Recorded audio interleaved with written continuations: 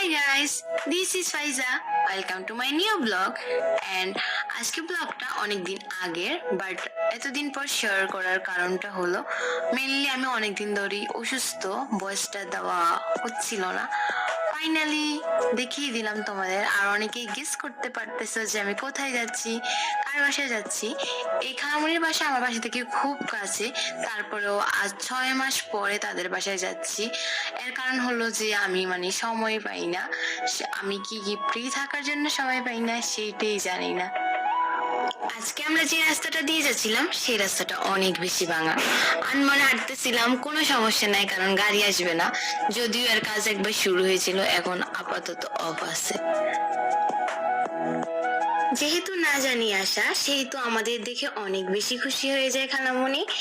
আর আমরা তো দেখে চিনতেই পারে না, প্রথমে কোলে আসতে চায় না, তারপর যখন একটু কোলে করি, একটু আদর করে দিই, তারপর আর নামার নাম নাই। আমি ওর সাথে মজা করি, খেলা করি, আর ও আমার সাথে অনেক বেশি মিশে যায়। এদিক দিয়ে খালামণি তৈরি করে নাস্তা তৈরি করে নিয়ে আসে, আমরা অনেক গল্প করি।